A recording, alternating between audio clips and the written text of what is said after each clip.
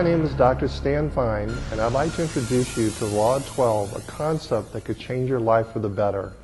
In January of 2008, I was recovering from cancer surgery, and at age 65, I was wondering what life was really about and where I was going for the rest of my life, and why at times were things so hard. I had a lot of dreams and success, and many times I had a taste, yet I never really could make it and could never figure out why. In some ways, I thought it was about luck or being at the right place at the right time. Things just never seemed to come together. One night, I went to sleep with all this on my mind, and in the middle of the night, I was awakened from a sound sleep. For some crazy reason, the number 12 was buzzing in my mind, and I just needed to sit up at the computer and begin typing my thoughts. As I typed the message, it began to unfold that in order for life, or for that matter, anything we do in life, to become successful, a person must commit to 12 actions to be working simultaneously. Then I saw these 3 highways appear before me, and I was standing like triplets at all 3 at the same time. One looked like a road I traveled every day, one was covered with clouds, and the other had this golden globe that seemed to float effortlessly in the air. I was mesmerized as the process unfolded itself. After about a few hours or so, I went back to sleep. The next morning, I shared with my wife the words as they came to me, and as she said, "Keep going. An energy spirit is guiding you, so don't fight it." As the days and months have gone by, I've evolved the Law of 12 to share with you, and to perhaps it will make a difference in your life. One of the things that really jumped out at me as my message developed was the significance of the number 12. As I did my research, I uncovered many informational facts. There are 12 tribes of Israel as founded by the 12 sons of Jacob, the 12 disciples of Mithras and Christ, the 12 gods of Olympus, according to Shiite Muslims, 12 successors to Muhammad. So as you can see, the number 12 has been with us as a symbol for thousands of years. Let's talk about Law 1, honoring your chi. Chi is the electromagnetic field generated by a body, be that body inert or seemingly so. Our living chi is the life force. It is also the Tao force. It is the energy of the soul. It is the energy of all things that are and all things that are not. Manifest in forms in the reality. Chi is that which we perceive as real and tangible. Manifested formlessness in this reality. Chi is that which we can or cannot perceive, the intangible. Simply put, Chi is the essence of creating harmony and balance in your life and your body. If you've had a real massage, you know that by the time they are finished with you, you are so absolutely relaxed that you more resemble a rag doll than a human being. More, your mind has relaxed and cleared, yet you are not tired, but rather energized and ready to tackle new projects.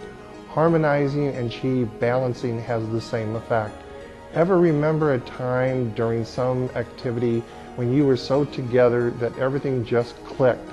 That is, you felt great, your coordination was at peak, and mistakes didn't happen. Your mind was quick, and the entire task was smooth and easy. Plus, you felt happy and on top of the world. You were in harmony and balance, and at that time, and you were working, as we say, from center. We seek the same state as a norm, and it doesn't work. What does take work is the act of releasing those things that destroy that harmony and balance. A state that unfortunately is fostered by our artificial environment and the stresses of civilized world. Therefore, in order for the Law of 12 to work with you, you must be centered and in touch with your chi. Let's talk about living Zen.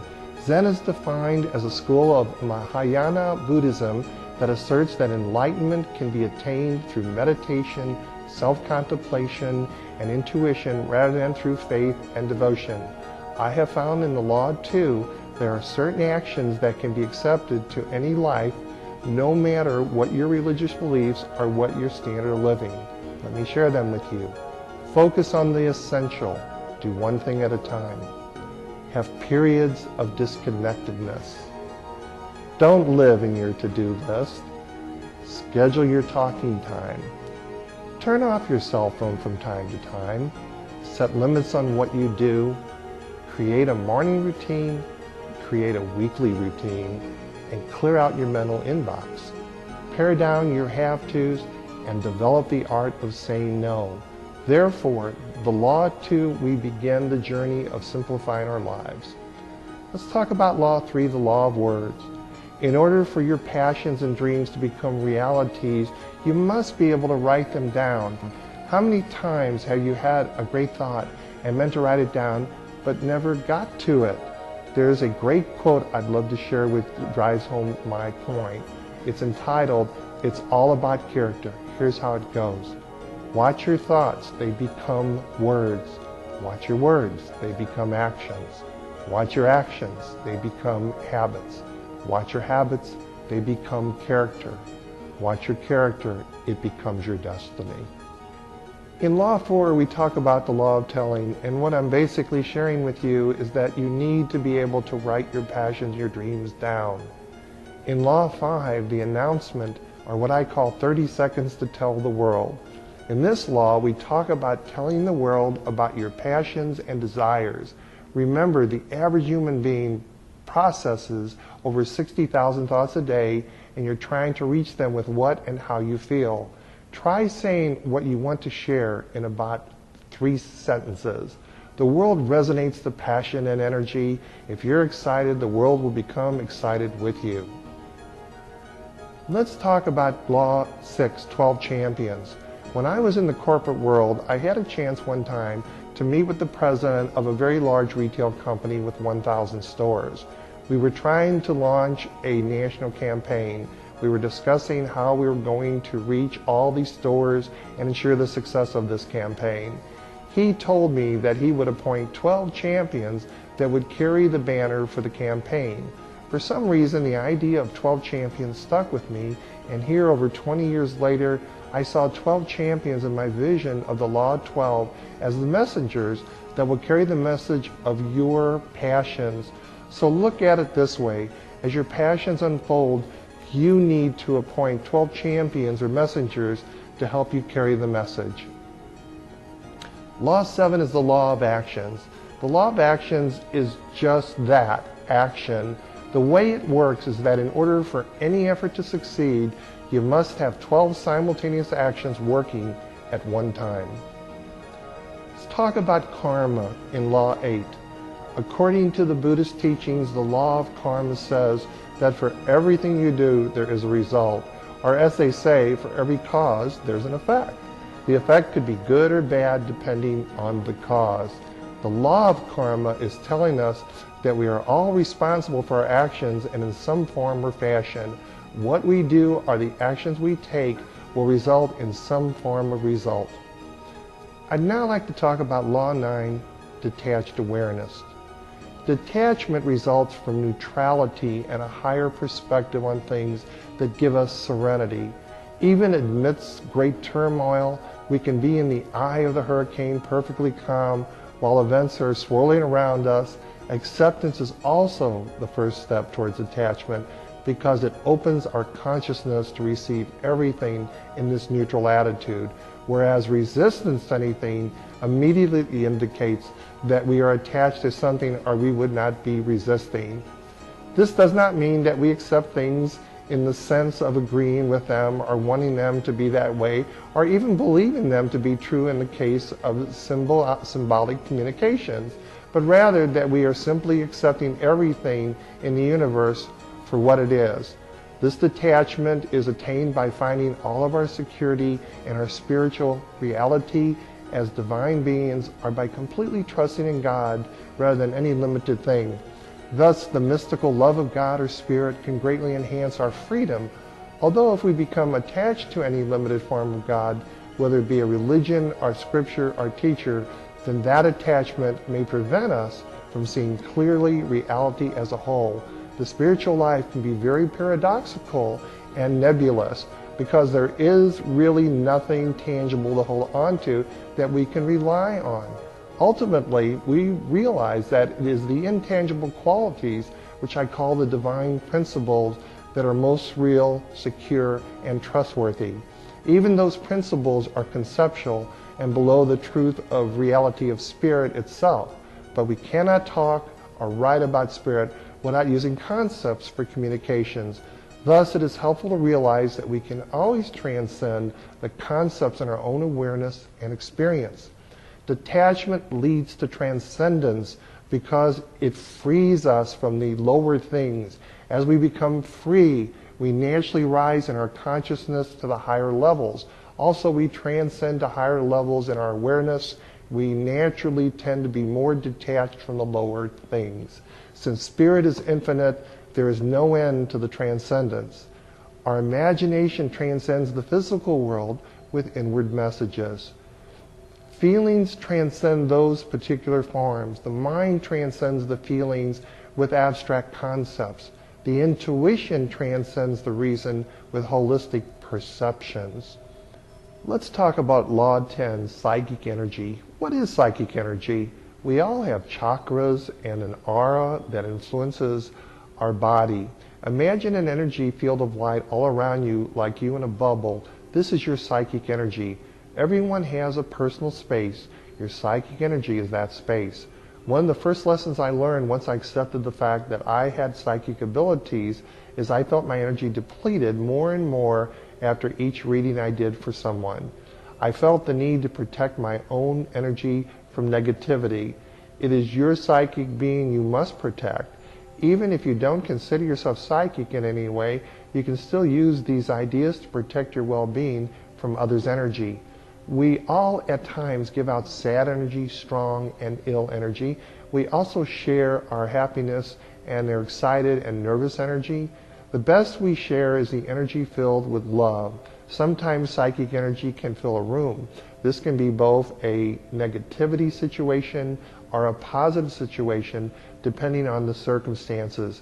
Positive feelings from a wonderful thing like a concert, a church wedding, giving birth, and other reasons you would cry tears of joy for others. What happens if your psychic energy gets drained? Not only can your energy become drained, but it also can be contaminated with others' energy. This happens especially when you're open and working with clients. Always take a moment to cleanse your psychic energy as well. The ways to protect yourself, as in the white light around you, will automatically revive any loss of energy. You must just believe it is so. It happens after doing a few readings in a row, especially if you're a medium and the dead are using our energy to communicate. Let's talk about psychic attacks. On rare occasions, I can only think of 2 in my life where someone else may attack your energy. The 2 times I felt it, the people did not do it so much on purpose as they did it unknowingly. If you get mad enough and send someone an evil eye, for lack of a better example, you are indeed sending energy. Know that as a fact. Just as you can send someone loving energy, also protect yourself if you know you are going to be in that position. For example, a police officer may have experience of psychic attacks at work. Doctors also may need to tell patients and their families news that they may not want to hear. The firemen that work so hard for us and many more also have psychic energy. Law 11 is the law of spirit. Let's talk about spirit. Deity, or if you wish, higher power. No matter what your belief is, this level has existed in our consciousness for thousands of years. Spirituality, in a narrow sense, concerns itself with matters of the spirit, a concept closely tied to religious belief and faith. A transcendent reality or one of more deities. Spiritual matters are thus those matters regarding humankind's ultimate nature and purpose, not only as maternal biological organisms, but as beings with a unique relationship to that which is perceived to be beyond both time and the material world. Spirituality also implies the mind-body dichotomy, which indicates a separation between the body and soul. Spirituality is a way of life, concerns itself with aligning the human will and mind with that dimension of life and the universe that is harmonious and ordered. As such, spiritual disciplines enjoin practitioners trainees, or disciples to cultivate those higher potentialities of the human being that are more noble and refined, wisdom and virtue. Accordingly, many spiritual traditions across diverse cultures share similar vocabulary. Terms such as path, the work, the practice are universally accepted to the ongoing disciples involved in transforming the coarser energies present in the human soul and in more subtle and more pleasing ones. As a spiritual practitioner, one seeks to become free of the lesser ego, self, or ego in favor of being more fully one's true self. In the Law of 12, we claim no right or wrong way. As you clear your highways that I mentioned earlier, I ask you to reconnect with what you believe is right for you. Come to peace with that decision and make it part of your life and energy, for this is one of the highways you travel to gain complete harmony and center. Finally, we come to Law 12. Law 12 is the law of implementation and is the last law of the Law of 12. What I'd like you to remember about what I shared with you today in the Law of 12 is that there are things you can do in your life to elevate your life, to empower your life, and to give you greater strength. The Law of 12 is my gift to you.